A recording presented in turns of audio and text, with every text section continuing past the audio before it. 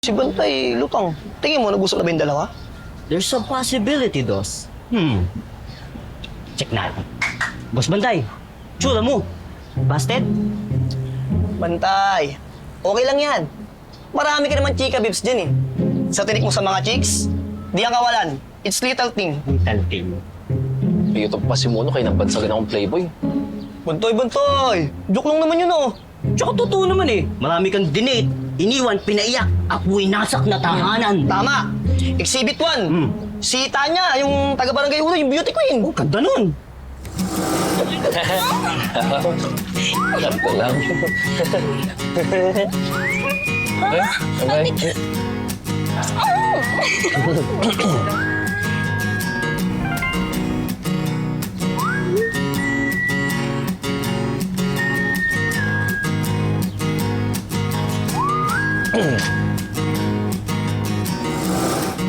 Bila ko. Sobrang clingy kasi. Pero, Danes, di ko dinay.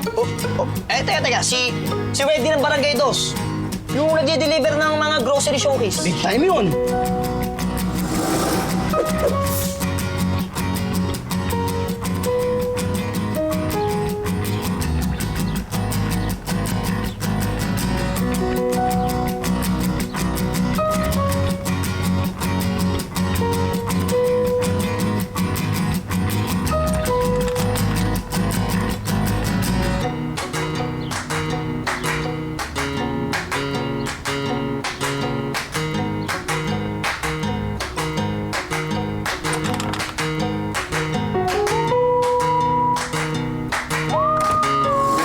Stalker? Simulat sa pool, tinaguan ko na agad. Eh si Kate, yung sa Barangay 3, yung co-teacher mo na bebot. Oo. Nakakatawa ka talaga.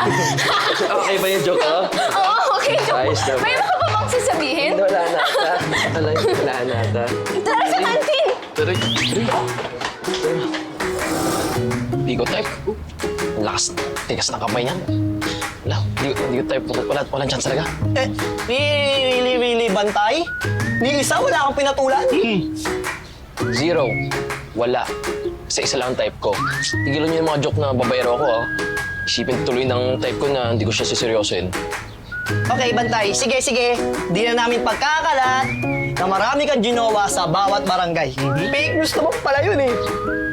Nga pa naman kami sa'yo, yun pala. Stick to one nga ako. Hindi lang halata. Di ayun ang pagkakalat natin. Si Bantay nag-transform from habulin ng mga chicks. To, bantay sarado ng isang taga-5. Ayun!